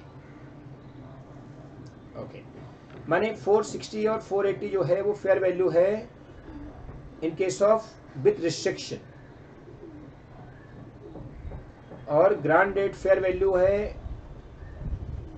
480 and fair value 31 मार्च 2021 में है 530 और fair value 31 मार्च 2021 560। ठीक है, first entry enterprises for the year ended 31 मार्च 2021 2022 दोनों साल के लिए। ठीक है, if the key management exercise the cash option eight the end of 2022, माने दोनों में से कोई भी ऑप्शन ले सकते हैं, वो हमको अभी नहीं पता है, लेकिन फाइनली लास्ट में पता चला 22-20 के बाद में कि उन्होंने क्या लिया है, बोलो, उन्होंने कैश का ऑप्शन सिलेक्ट किया है। तो यहां पर केस कैसा आता है, वो बोलते हैं कि देखो आप जितना शेयर के थ्रू पेमेंट करने वाले हो और जितना आपको कैश में पेमेंट करना है, तो जो कैश में पेमेंट करना है वो तो शेयर बेस्ड पेमेंट लायबिलिटी में जाएगा, लेकिन जो शेयर में एक्सेस देना है, आई रिपीट, जो शेयर में एक्सेस देना है वो आप शेयर बेस्ड पेमेंट लायबिलिटीज के थ्रू डाल दो। यानी जो कैश में देना है वो तो लायबिलिटी जाएगा, जो एक्सेस देना है वो शेयर बेस्ड पेमेंट रिजर्व में डाल दो, सॉरी वो रिजर्व में डाल देंगे। क्यों डाल देंगे? क्योंकि हमने जो एक्सेस पेमेंट देना है उतने के लिए ही रिजर्व बनाना पड़ेगा, कैश के लिए तो हमने लायबिलिटी खड़ा कर ही लिया है पहले, समझा कि नहीं आपको? तो शेयर बेस्ड पेमेंट लायबिलिटी हमको बनानी है जितना हमको कैश में देना है उसके लिए, बरोबर है। और कैश के अलावा जो भी अमाउंट हमारी एक्स्ट्रा डिफरेंस में आएगी जो शेयर में जाएगा वो हम शेयर बेस्ड पेमेंट रिजर्व में डाल देंगे। माने यहाँ पर दोनों अकाउंट यूज करेंगे अभी अपन, क्योंकि हमको नहीं पता ना क्या लेने वाला है सामने वाला। अब सामने वाला कैश लेगा तो शेयर बेस्ड पेमेंट लायबिलिटी हम लास्ट में खत्म कर देंगे, उसको कैश पकड़ा देंगे। शेयर बेस्ड पेमेंट रिजर्व जो बनाया था उसको रिवर्स करके जनरल में ट्रांसफर कर देंगे, क्योंकि हमने दोनों ऑप्शन दिए उसको। देखो 810 शेयर का ऑप्शन दिया और 650 का ऑप्शन दिया। 810 अगर लेगा वो शेयर देगा तो, 650 अगर कैश लेगा तो उसके हिसाब से हमको ऑल्टरनेटिव के हिसाब से करते जाना है, अंदर आता जाएगा। समझ में आया? सो ऐसा सेटलमेंट सिस्टम यहाँ पर हमको करके देना है। तो यहाँ पर याद रखो जितना शेयर बेस्ड पेमेंट लायबिलिटी है उसको तो पहले क्रिएट कर ही दो, क्योंकि वो लायबिलिटी हमको पहली प्रायोरिटी में रखनी है।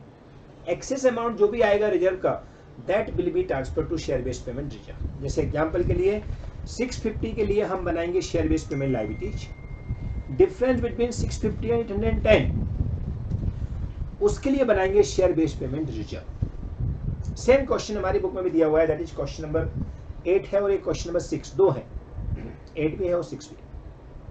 जहां पर हमने कुछ बोला है कि स्टार्टिंग में हमने ऑप्शन दोनों दिए हैं, या तो शेयर ले लो या कैश ले लो, लेकिन लास्ट में जाके पता चला कि उन्होंने कैश का ऑप्शन सिलेक्ट किया या शेयर का ऑप्शन सिलेक्ट किया। Okay, understood. तो वैसे ही हमको यहाँ करके दिखाना है, ठीक है। तो फ्रेंड्स अभी हमको पहले देखना है कि कितना हमारा इक्विटी का पार्ट आएगा जिसको हम रिजर्व में ट्रांसफर करेंगे, क्योंकि कैश में जो देना है उसको तो शेयर बेस्ड पेमेंट लायबिलिटी में ट्रांसफर करना है, right. Let's do the sum. Answer to question number December 21, ठीक है, that is question number 5B, right, 4B, sorry 4B, right. Same question हमारी बुक में भी दिया हुआ है फ्रेंड, जो कि क्वेश्चन नंबर 8 है, पेज 76 पर है, ठीक।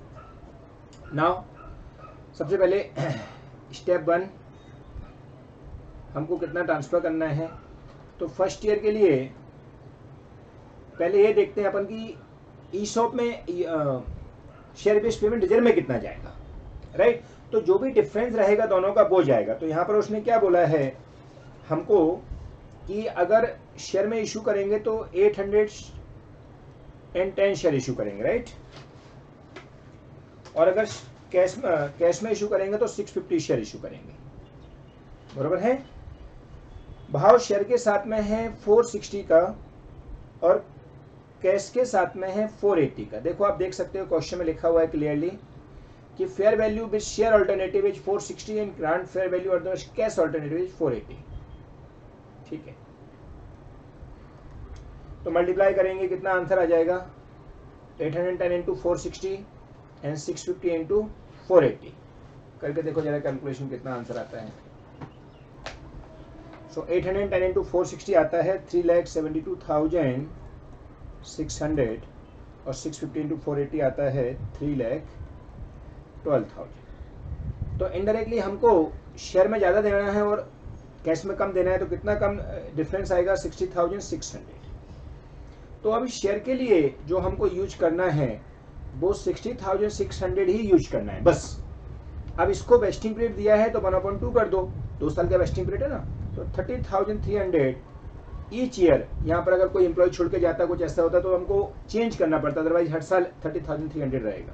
ठीक, अब कैश में कितना रहेगा तो 31 मार्च 2021 जो भाव चल रहा है 530 का, तो 530 इंटू 650 एम्प्लॉय इंटू 1/2 करके देखो कितना आता है 530 इंटू 650 इंटू 1/2। तो ये हो जाता है 1/2 करने के बाद में 1,72,250 सॉरी। ठीक है, फिर सेकेंड ईयर में जब आएंगे तब फेयर वैल्यू कितने की हो गई 560 की into 650 into 2/2 minus 172,250। It's comes to 1,91,750 बराबर है। तो इतना हमारा हर साल expenditure share based payment liability में जाएगा और इतना हर साल हमारा शेयर बेस्ड पेमेंट रिजर्व में जाएगा। तो एंट्री कैसे पास होंगी, so let's do the step 2 journal entry. सबसे पहले employ benefit expense account debit to share based payment liabilities 172,250 to share based payment reserve जिसको हम इक्विटी भी बोलते हैं इज 30,300। ये फर्स्ट ईयर का हो जाएगा, दैट इज 31 मार्च 2021।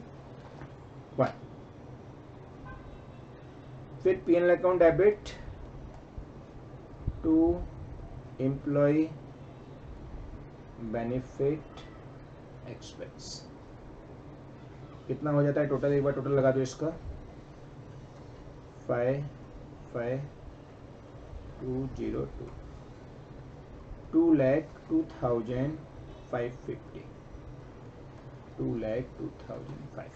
ठीक, सेम 31 मार्च 2022 को सेम एंट्री, खाली अमाउंट कितनी हो जाएगी, ये हो जाएगी 1,91,750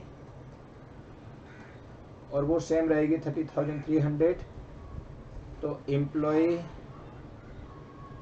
बेनिफिट एक्सपेंस में चला जाएगा टोटल ऑफ दिस 2,20,050 ये चला जाएगा to share based payment liabilities में और ये चला जाएगा share based payment reserve. Perfect, ऐसे ही फिर पीएनएल में ट्रांसफर कर देंगे और फिर बाद में जो कैश में सेटल करना है उन्होंने नक्की कर लिया हमको कैसे लेना है, तो कैश में देना है तो बैंक में दे देंगे हम, खत्म। तो वो भी एंट्री पास कर दो, P and L account debit to employ benefit expense 222 50। ठीक है, नाउ हमको कैश में सेटल करना है, ऐसा उन्होंने डिसाइड किया कि हमको कैश ही चाहिए। सो हम क्या करेंगे, share based payment liabilities account debit to bank, कितनी अमाउंट 191,750 प्लस फर्स्ट में कितनी थी 172 250।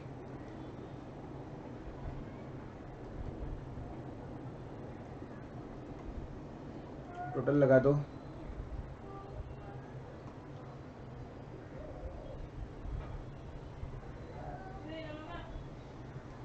364, ये हम हमको कैश दे देंगे। अब जो हमारा शेयर बेस्ड पेमेंट रिजर्व बचा हुआ है वो हमारा जनरल रिजर्व में चला जाएगा, क्योंकि हमको लगा था शायद वो शेयर ले ले, बट शेयर नहीं लिए उसने, तो वो जनरल में ट्रांसफर हो जाएगा, दैट इज 60,600, क्योंकि उसकी जरूरत नहीं है हमको, उसने कैश ले लिया तो शेयर काहे को देंगे उसको। Okay, understood. सो ऐसे करके उसने क्वेश्चन घुमा घुमा के आपसे पूछा है, जिसमें उसने दोनों ऑप्शन दे दिया है। ये दोनों क्वेश्चन, ये इसके ऊपर 2 क्वेश्चन हमारी बुक में दिए हुए हैं, सिमिलर क्वेश्चन, वो आप देख सकते हो। एक क्वेश्चन और है फ्रेंड जुलाई 21 का 5 मार्क्स का, वो और देख लेते हैं एक बार लास्ट में, तो हमारा सारा काम खत्म हो जाएगा। जुलाई 21 क्वेश्चन नंबर 6C 5 मार्क्स।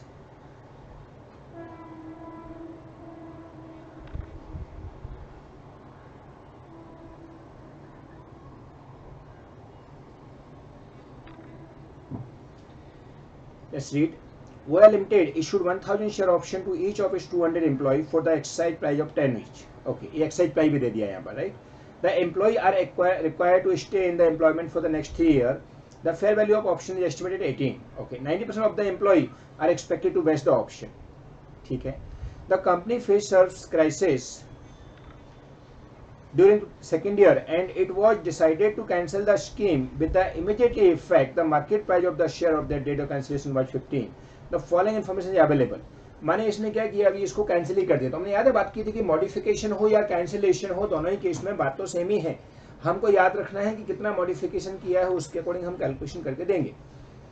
तो वो हिसाब से हमको सोचना है कि मॉडिफिकेशन जब हुआ है तो जिस दिन हमने जो सोचा उसके हिसाब से डिसीजन लेके चलना है।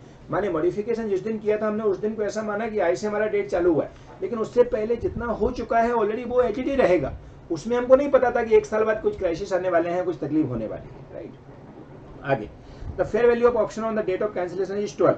The company paid compensation to the employ at the rate of 13.5। ये देखिए कंपनी एम्प्लॉय ने 13.5 के हिसाब से कंपनसेशन पे कर दिया, उनको कैश दे दिया, बोले चलो रखो 13.5 पर शेयर के हिसाब से। There were only 190 employee in the employment at that time. Okay, so ये 200 एम्प्लॉय में से खाली 190 एम्प्लॉय ही हमारे पास उस दिन थे, तो 190 एम्प्लॉय को देंगे। You are required to show the cancellation will be recorded in the books of the company as per relevant index.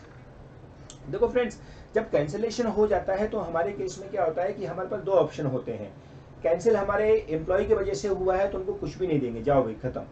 लेकिन कैंसिलेशन हमारे वजह से हुआ है, जैसे यहाँ पर अभी हमारे फाइनेंशियल क्राइसिस आ गए या कुछ कंपनी कुछ इशू आ गया, तो ऐसे केस में उनको कुछ कंपनसेट कैश में दे रहे हैं। तो हमको क्या करना है, जितना कंपनसेशन हमने उनको देना है, हमको देखना है कि पहले से हमारे पास कितना रिजर्व पड़ा हुआ है या कितना उसको कैश में देना है। जितना कैश में देना है उसके कंपेयर कितना पहले से रिजर्व पड़ा है, जितना कम पड़ रहा है उतना हम और पीएल में ट्रांसफर कर देंगे। इन शॉर्ट उनको 13.5 के हिसाब से हमको देना है।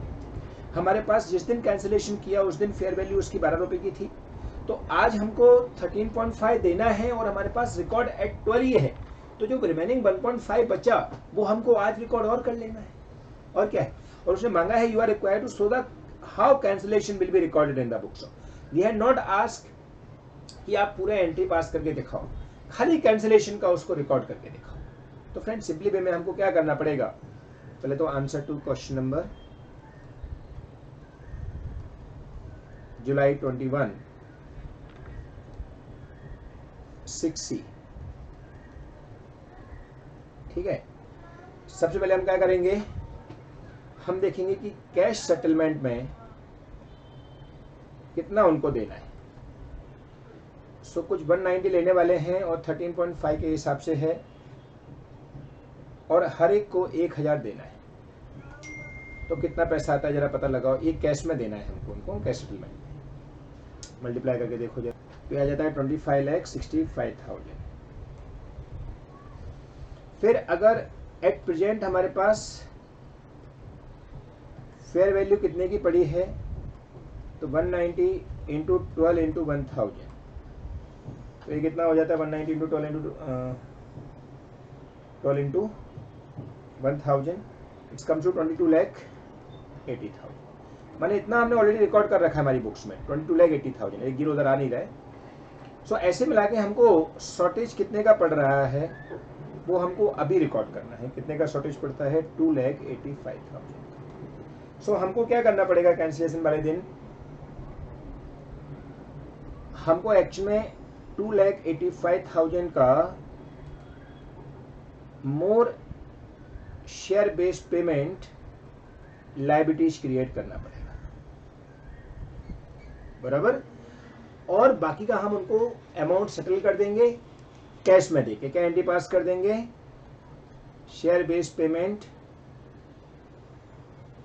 रिजर्व अकाउंट डेबिट, उसने मांगा नहीं है, उसने खाली यही मांगा था, to bank. Share based payment reserve लिखेंगे, उसमें 22,80,000 डालेंगे, and share based payment liability लिखेंगे, उसमें जितना कम पड़ा था 2,85,000 डालेंगे, और ऐसे टोटल मिल के हमको उनको कितना पेमेंट देना है,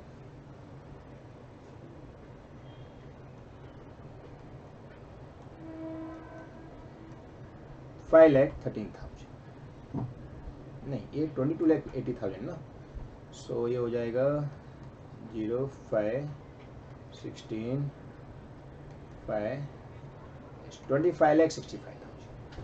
यानी कि हम लोगों को जो पहले से हमारी बुक्स में रिकॉर्ड है वो 22,80,000 का है, जितना कम पड़ रहा है हमने और नया बना दिया, और फाइनली उनको दे दिया हमने 25,65,000 13 के हिसाब से। तो वो खाली कैंसिलेशन की अमाउंट आपको दिखानी है, उतना ही उसने 5 मार्क्स का मांगा है कि कैंसिलेशन वाले दिन कितना हमको शॉर्टेज पड़ेगा, जिसको हमको एक्स्ट्रा पीनल में ट्रांसफर करके चार्ज करना पड़ेगा। ओके, अगर आपको पहले से पता था कि कैश देने वाले हैं, जैसे यहाँ पर बताया उसने कैश में देना है कि शेयर में देना है, employ required stay in the employment for 3 year, the fair value of option estimate नहीं बताया है, तो हम ऐसा मानेंगे पहले हमने रिजर्व बना लिया था तो रिजर्व डाल देंगे डेबिट में। अगर कैश बताया होता तो पहले से हम share based payment liability create करते, बट कोई बात नहीं, हमको पहले से नहीं पता, इसलिए उसने मांगा भी नहीं है तो हमने अपनी तरफ से पास कर दिया। तो पहले से हमारे पास शेयर बेस्ड पेमेंट रिजर्व पड़ा है 22,80,000 का, फिर शेयर बेस्ड पेमेंट लायबिलिटी नया बना दिया 2,85,000 का, जो कि कम ही पड़ा था, टू बैंक हमने उनको 25,65,000 दे दिया और हमारा काम खत्म हो गया। 25,65,000 हो गया। हाँ, ठीक है friends. So with that I had tried to do all question friends, आपके अराउंड ये जो 3, 6, 7, 8 क्वेश्चन अभी तक एग्जाम में आए हैं, और 8 के 8 हमने कर लिए। जो सिमिलर थे वो नहीं किए क्योंकि वो सेम का सेम क्वेश्चन ही उठ के पूछा है। So overall share based payment friends 100% हमने कंप्लीट कर दिया है। साथ में जो भी लॉजिक कॉन्सेप्ट हो सकता है मैं डिस्कस किया है, जस्ट अप्लाई करो इनको, और हर एक इंडेक्स का ट्राई करो 3 स्टेप में आंसर लिखने का। बाकी एग्जाम एकदम बिंदास होकर देके जाओ फ्रेंड्स। हाँ, थोड़ा सा हमारा टाइम इसमें ज़्यादा लग गया, बट आई एम श्योर कि आपका पूरा कॉन्सेप्ट क्लियर हो जाएगा। Okay, thank you so much, all the best, जय श्री राम, बाय बाय।